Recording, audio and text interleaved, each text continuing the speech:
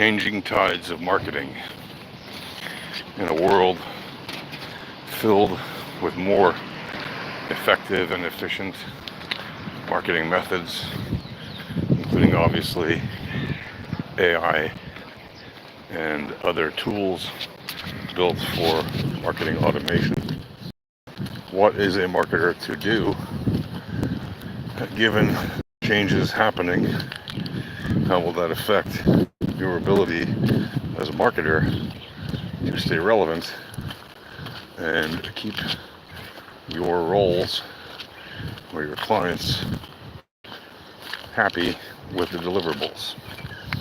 Well, consider, if you will, the history of marketing. And let's go back to about 1980 or so, which is when I began marketing, and look at the changes since then, right? In the past 44 years, what has marketing, changed from and to? Right? Well, when you consider where marketing was in around 1980 and throughout that decade, it was really all about, building great products just as it is today, and then being able to market them just as it is today, using the most effective means just as it is today. The difference was, of course, that in 1980, those of us who were using computers and digital marketing were very much in a minority, and we were pushing the ball uphill to convince clients that digital marketing was going to be a burgeoning and eventually a massive market that would be worth more than its weight in gold. And obviously in that time, that has become the case because of the increase of digital services and products based on the massive number of personal computers that were sold throughout the 80s, 90s, and O's, and then of course in the O's, the beginning of the mobile revolution with the iPhone, the iPad, and all kinds of, the smartphones with Android and tablets. And so we've seen an explosion of consumer use, both on the business end and the personal end.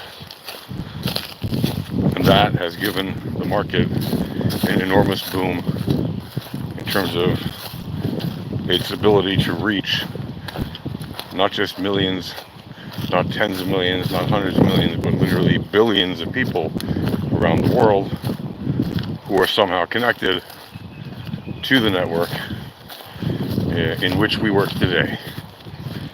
So what has changed since the 80s? Well, from the 80s to the 90s, towards the late 80s, those of us who were already early adopters started to see the advent of not just bulletin board systems, but online services like Prodigy, CompuServe, and others, and eventually AOL.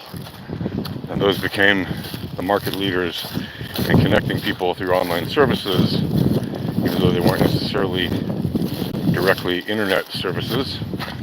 Right? They were closed networks for the large part, but nevertheless they were building towards open network interoperability, and that led to marketing innovations, which included email and which included online discussion groups, forums, etc. All kinds of different ways to reach out to groups through those networks. And eventually, in the 1990s, with the advent of the web browser, Lynx, and then Mosaic and Netscape, etc., and eventually Microsoft's and Firefox and all those browsers came out,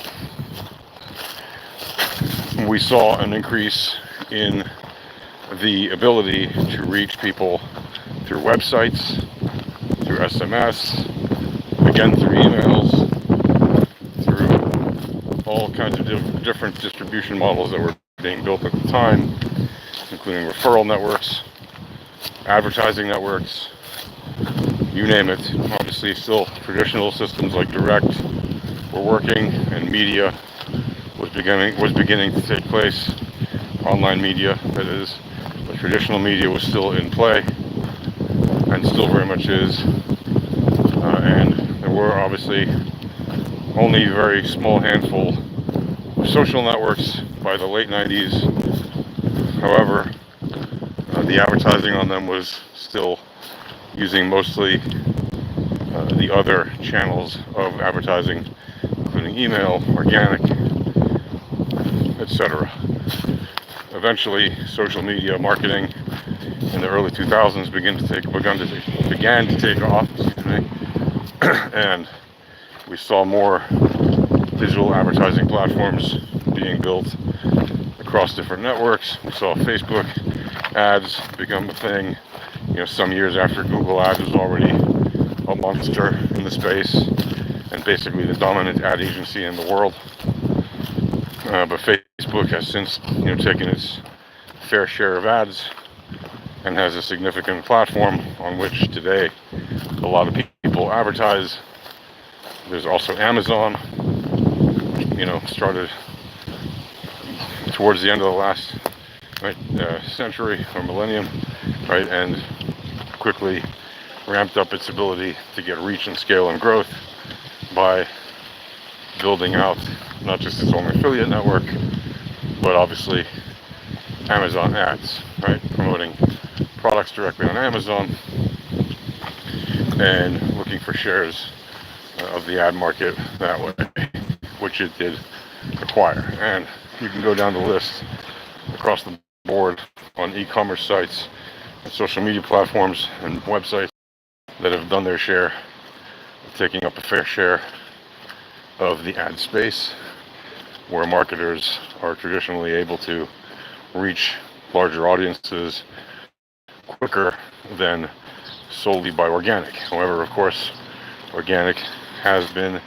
and remains a top channel for many companies because the investment in organic is obviously lower in terms of upfront costs, and the returns are much higher in the long run. That remains to be the case, especially when you consider the overall profitability, generally speaking, on organic advertising, because organic advertising and organic social media advertising or marketing are unpaid channels or non-paid channels, meaning the cost is so low it's practically negligible compared to paid advertising. And yes, the traction is typically slower than paid ads, but that's actually a very useful thing for any company that's in startup mode, marketing its MVP and has some time on the runway before they need to really push with paid ads. Now, why would you want to not push with paid ads right away? A lot of that has to do with timing of when you actually can deliver products. So your ability to scale up, orders and then deliver them makes a big difference, especially if you're selling physical goods. If you're selling digital products, then you can actually get traction a lot faster, even with online organic marketing, but you can also get traction faster and deliver more if your product is entirely online with paid ads. Nevertheless, the cost of the paid ads is significantly higher and usually does not return profits. It is really used just to get the product out and to see, have more eyeballs on the product to be able to tell other people about it. Now, that is a method to be profitable. It just can take a bit of a longer time than actually being profitable in organic marketing. So they both have pros and cons, and they're both very useful for growth. So it's a matter of, especially if you're like a CMO or something, head of marketing, whatever, VP of marketing, and your job is to head up the growth.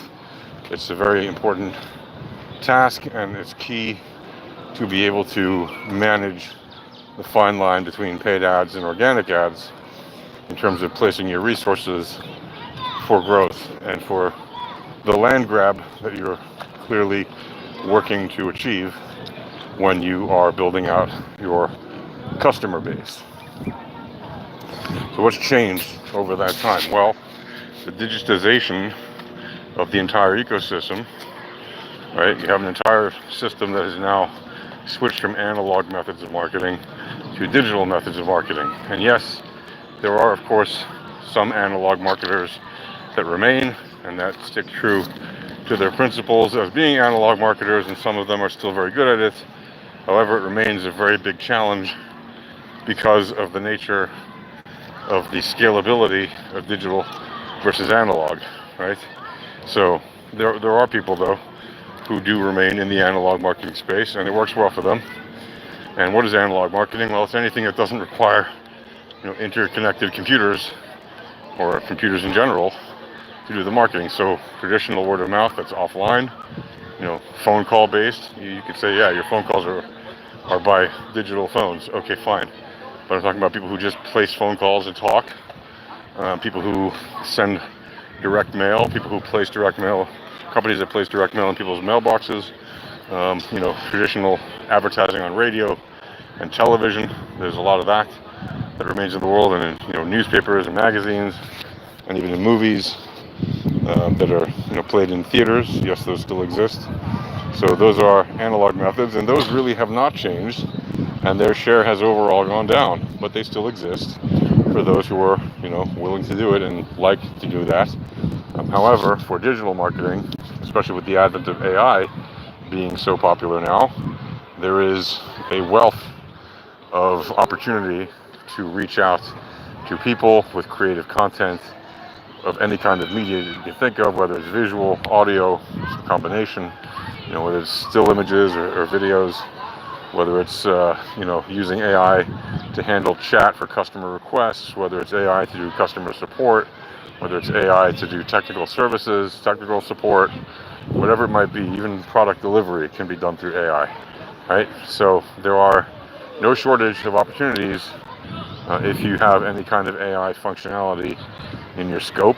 And there are even tools like HubSpot that have increasing amounts of AI capabilities built in, right? AI in HubSpot, for example, lets you create content that is fed in a drip system or a funnel system to your customers across different channels of reaching out, different channels of marketing. And that enables you to reach a wider customer base with a supposedly more intelligent means of doing so, despite the drawbacks of using AI. And that's why even if you do use AI, you always still have to edit and produce with manual edits at the end of the day if you want it to be as professional as possible and not have mistakes or errors or things that seem unnatural. So those are just some of the things that have changed in the world of marketing since the 1980s. Here we are in 2024, and people are using these AI tools much more than even last year, and the tools are becoming more and more sophisticated, which will allow you as a marketer to basically exploit those tools to not only reach people but influence them.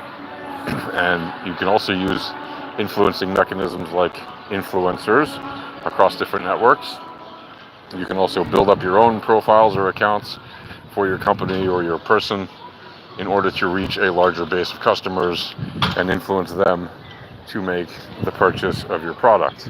Now, that's just a little bit of what has been happening since 1980 until 2024 in the world of marketing, and how it's changed and how you as a marketer can take advantage of it. Whatever you do, make sure you stay up with what's going on in marketing. You can, I'm not gonna tell you to subscribe to this channel, but whatever, do if you want. I obviously talked about marketing a whole bunch, as well as crypto and everything else, but marketing is my wheelhouse since about 1980, and crypto just a little bit after that in terms of cryptography and everything else. But yeah, marketing is what I talk about here usually, or very often. And so if you want to know what's going on from a high level point of view, and sometimes from a low level tactical point of view, follow, like, do whatever you do. But most importantly, have a great day. Happy marketing. Cheers.